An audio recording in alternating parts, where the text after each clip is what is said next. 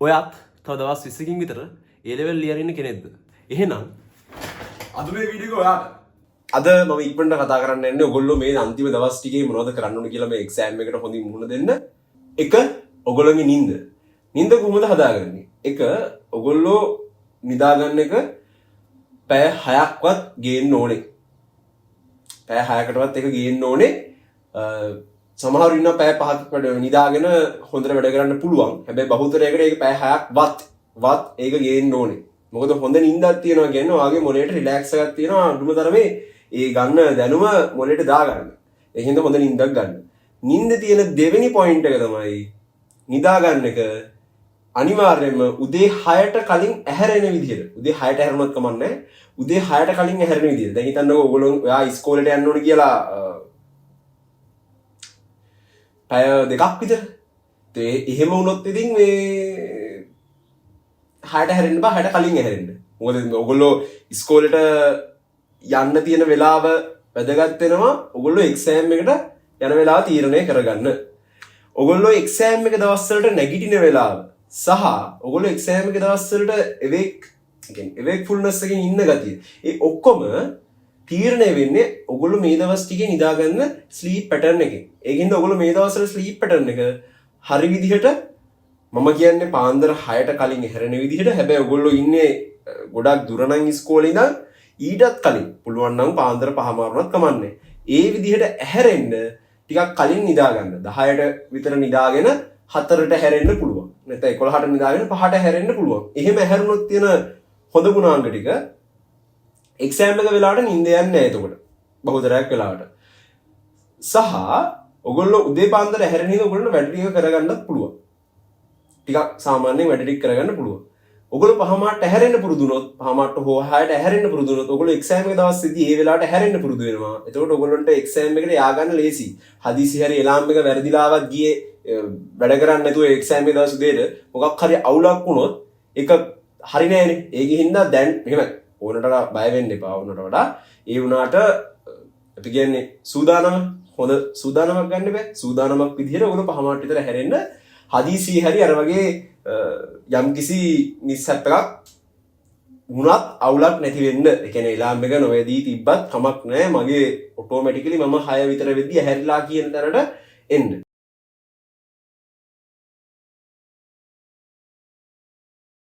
හරි. දෙවෙනි පොයින්ට් එක තමයි මේ දවස්වල මං අහුවම කට්ටිය කියන ඇත්ත MCQ පොඩ්ඩක් වර්ධින එක තියෙනවා පොඩ්ඩක්. ඒ කියන්නේ සමහරලාට ඉස්සර ඔයගොල්ලෝ මීටට MCQ ලකුණු ගන්න ඇති. නැත්නම් ඔයගොල්ලෝ MCQ වල ඇවිල්ලා එක තැනක නතර වෙලා ඉන්නවා. එතනින් එහාට වැඩි වෙන්නේ. ඒක මේ වෙලාවේ හදාගන්න තියෙන දේවල් ටික. මෙන්න මේ පොයින්ට් එක මම කලිනුත් කියලා ඇති. ඒ තමයි ඔයගොල්ලෝ ගන්න MCQ වල වර්ධින MCQ ටික. ඒ MCQ ටික අරගෙන ගන්න A4 කොළ ටික. A4 කොළ ටික අරගෙන මේ වෙලාවේ කරන්න ඕන එක. ඒ MCQ එක ගත්තා. දැන් ෆිසික්ස් කියලා හමුව. ෆිසික්ස් වල MCQ එකක් වැරදුනා. වැරදුනේ ඇයි? වැරදුනේ මොන පොයින්ට් එකෙන්ද? දැන් උදාහරණයක් විදිහට අපි හිතමුකෝ ක්ෂේත්‍ර පාඩමේ ගුරුත්ව ක්ෂේත්‍ර වල මොකක් හරි ගාණක් වැරදිලා තියෙනවා. වරදින්න හේතුව ඔයා යම්කිසි සූත්‍රයක් ඔයා දන්නේ. ඒක තමයි වරදින්න හේතුව. ඔයාගේ කැල්කියුලේෂන් වැරදිලත් නැහැ. ඔයා දාපු නියමය වැරදිලත් නැහැ. ඔක්කොම හරි. ඒකට ඔයාට සූත්‍රය අමතකයි. එතකොට ඔයා බොරුවට කාලය මිඩංගු කරන්න ඕනේ නැහැ නේ කැල්කියුලේෂන් හදාගන්න. වෙලාව තියෙනවා නම් කමක් නැහැ. මේ වෙලාවේ වෙලාව අඩුයිනේ සීමිතයිනේ. ඒතර අපි මේ වෙලාවේ කැල්කියුලේෂන් හදාගන්න කාලය වෙන් කරලා වැඩකුත් නැහැ. මේ වෙලාවේ නියමය මතක තියාගන්න කාලය වෙන් කරලා වැඩකුත් නැහැ. ගාන හදන හැටි බලන්න කාලය වෙන් කරලා වැඩකුත් නැහැ ඇත්තටම කිව්වොත්. මේ වෙලාවේ වැදගත්ම වෙනදී අර වැරදිච්ච තියරි එක හදාගන්න එක. තියරි එක වැරදුනේ කොතනද? මට ෆෝමියුලා එක මතක නැහැ. මට සමීකරණය මතක නැහැ. එහෙනම් සමීකරණය මතක තියෙන විදිහට ගණන් ටිකක් හදන්න. සමීකරණය බැලුවා, පේසුරු පොත ගත්තා. ඒ පේසුරු පොතේ ඒ අදාළ සමීකරණය එන විදිහ ගණන් ටිකක් හැදුවා. හදනකොට ඕක උඩට යනවා. ඒ වගේ හැම වැරද්දක්ම අඳුරගන්න ඇයි වරදින්නේ කියලා. MCQ එකක් වර්ධිච්ච MCQ එකක් ගන්නවා. වැරදුනේ මේක හින්දා කියලා පොයින්ට් කරනවා. ඒ පොයින්ට් එක විතරක් හදනවා. සම්පූර්ණ ගානම හදනවට වඩා කියන්නේ සම්පූර්ණ ගාන මේ තියෙන වැරදි ගාන මේ තියෙන උත්තරේ කියලා උත්තරේ කොපි කරගන්න එපා කොලයකට. කරන්න ඕනේ දේ තමයි ගාන වැරදුනේ ඇයි කියලා බලලා අර ගානේ වැරදිච්ච එකේ ඇතුලේ තියෙන කෝ එක වැරදිච්ච පොයින්ට් එක අරගෙන ඒ පොයින්ට් එක කොලේක මෙහෙම ලියලා මේක තමයි තීරී කියලා ඉතාමත්ම ෂෝට් නෝට් එකක් ගහගන්න. ඉතාමත්ම ෂෝට් නෝට් එකක් ගහගන්න. ඒ කියන්නේ ඔයගොල්ලන්ට එක්සෑම් එකට කලින් දවසේ බලන්න පුළුවන් විදිහට. හිතන්නකෝ ඔයගොල්ලන්ට වරදින්න හේතුව ඔයගොල්ලන්ගේ මේ කැල්කියුලේෂන් වැරදි කියලා. ඒකත් ඒ කොලේ ලියාගන්න. ඒ කොලේ රතු පාටින් ලියාගන්න මගේ කැල්කියුලේෂන් වරදින්න පුළුවන්. කැල්කියුලේෂන් වරදින්න ඔයගොල්ලන්ට ඇත්තටම කැල්කියුලේෂන් බැරි හින්දා නෙවෙයිනේ. කලබලේ හින්දා නැත්නම් ඩබල් චෙක් කරන්න නැති හින්දා. ඔයගොල්ලෝ අර කොලේ ලියාගෙන එක්සෑම් එක කලින් දවසේ ඔක බලනකොට ඔයගොල්ලන්ට තේරෙනවා ඔයගොල්ලෝගේ මොලේට මගේ මේ වගේ වැරද්දක් තියෙනවා. මට කැල්කියුලේෂන් පොඩි මේ එහා මෙහා වීමක් තියෙන්න පුළුවන්. දැන් ඔයගොල්ලෝ මොකද බයෝ ඉවර වෙලානේ ෆිසික්ස් වලට එන්නේ. ඒතර ඔයගොල්ලෝ බයෝ ඉවරලා ෆිසික්ස් එක බලද්දී ඔයගොල්ලෝගේ කියන්නේ වැරදි අමතක වෙලා තියෙන්න පුළුවන්.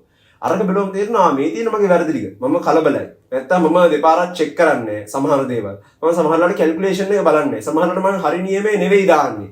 ඒ වගේ තමන්ගේ වැරදි ටික ඔයාලා ලියලා තියෙද්දී ඒ වැරදි දිහා බලලා හිතන්න එපා අයියෝ වැරදි තියෙනවනේ මට කරගන්න බෑ. එහෙම නෙවෙයි. වැරදි තියෙනවා හරි. මම මේ වැරදි ටික හදාගන්න මේ දවස් ටික පුළුවන් උපරිම පාවිච්චි කරනවා. එක්සෑම් එක දවසට කලින් දවසේ ඔයා ආරම්භ බලනවා හරි මට මේ ටික වැරදිලා තියෙනවා. ඒක හෙට දවසේ නොවෙන්න මගේ ඔළුවේ තියෙන්න ඕනේ පොඩියට මේක වරදින්න බෑ කියලා. ලොකු ටෙන්ෂන් එකක් නෙවෙයි. අරක ඔළුවේ තියෙනකොට යාන්තම් තියාගන්න හරි මට වරදින්න පුළුවන්. ඒකින්ද පොඩ්ඩක් ඩබල් චෙක් කරන්න කියලා. ගොඩක් වෙලා අරන් චෙක් කරන්නත් එපා. තප්පර දෙක තුනක් කරගෙන චෙක් කරන්න මට මේ හැමදාම වරදින්නේ නැහැ නේ වාට. වරදින්න දෙක තුනක් නේ තියෙනවා ඇත්තේ. ඒ වරදින තැන් දෙක තුන බලාගෙන ඒ තැන් දෙක තුන වැඩිපුර ඩබල් චෙක් කරන්න එක්සෑම් එකේදී. හැබැයි ඒකත් අර කාලය ගොඩක් නාස්ති කරන්නේ නැති විදිහට. ඔයගොල්ලන්ට තේරෙනවා නම් එක්සෑම් එකට ගිහිල්ලා කාලය ගොඩක් නාස්ති වෙනවා කියලා ඩබල් චෙක් කරන්න ගිහිල්ලා ඒක කරන්න එපා. අනිත් ගානට යන්න. මොකද මෙහෙම ඒක ඇත්තටම සිටුේෂන් එක අනුව ඩිපෙන්ඩ් වෙනවා. අර ගාන වැදගත් ගානක් වගේ කියන්නේ. මෙහෙම MCQ වල වැදගත් ගානක් කියලා නැහැ නේ. 50ම වැදගත්නේ. හදිසි හරි දන්නෝ MCQ වල ලේසි එකක් වා වරද ගන්න යන්න කියලා ඩබල් චෙක් කරන එකේ හින්දා. එතනදී වුණොත් මම කියන්නේ ඔයාලට කාලය නැති වෙනවා නම් අනිත් ඒවායින් පොඩ්ඩක් ඒක තියලා අනිත් ගණන් වලට ගිහිල්ලා ආයි වෙලාව ඉතුරුනාම එන්න.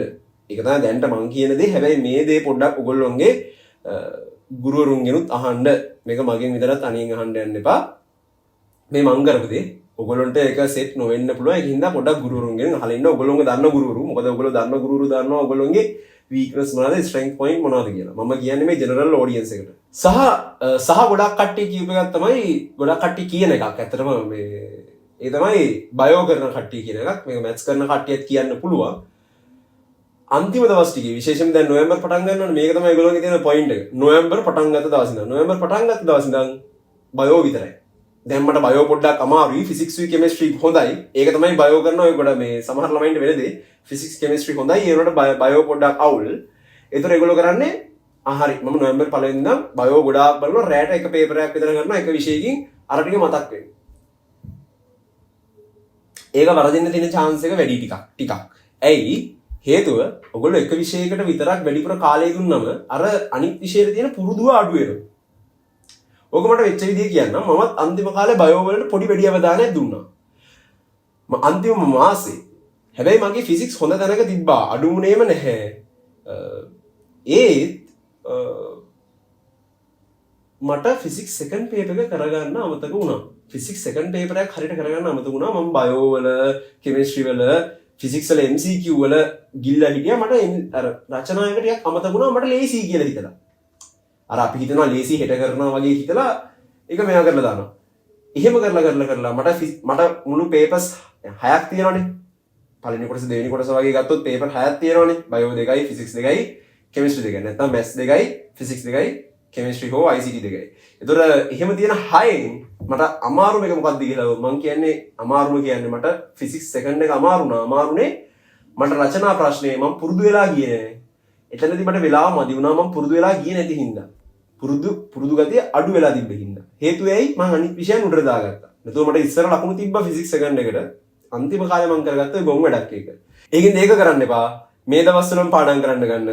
මේ දවස්වලම බයෝ පාඩම් කරන්න, ෆිසික්ස් පාඩම් කරන්න, කෙමිස්ට්‍රි පාඩම් කරන්න. ඒ තුනම යම් මට්ටමකින් සමානව තියාගන්න. හැබැයි ඔයගොල්ලෝ හිතනවනේ එක විෂයකට ගොඩක් අවධානය දෙන්න ඕනි කියලා.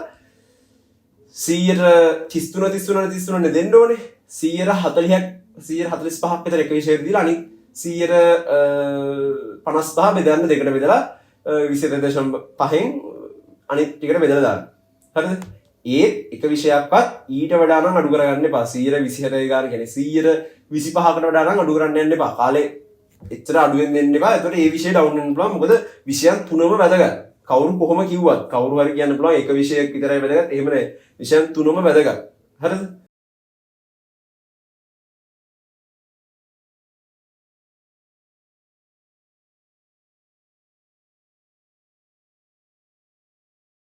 හරි අන්තිම පොයින්ට් එක ස්ට්‍රෙස්. ඒක ගැන කියන්නේ ඉස්සෙල්ලා මම පොඩි පොයින්ට් එකක් කියන්නම් MCQ ගැන. මට MCQ පේපර් එක මම කරා. MCQ පේපර් එක කරා ෆිසික්ස් වල මම එක්සෑම් එකට සති දෙක තුනක් තියලා. මට ඒකේ ආවේ 50න් 20 ගාණක්. සමහර ළමයි බලන්න පුළුවන් හරි අවුලක් නැහැ ෂේප් නේ කියලා. සමහර ළමයිට බලන්න පුළුවන් අම්බු 20 ගාණක් කියන්නේ ඉවරයිනේ කොහොමද කොළඹ මෙඩිසින් ගියේ ඔයා කියලා අහන්න පුළුවන්. ඇත්තටම මට නම් ඒ වෙලාවේ හිතුනේ හරි දැන් ඉවරයි ෆිසික්ස් සෙකන්ඩ් එකේ මේ ෆස්ට් එක ඉවරයි. මේ යන විදියට නම් මට මුකුත් කරගන්න අමාරුයි වගේ ගතියක් නෑ. එක වෙලාවක කියන්නේ ෂොක් වුණා එකපාර.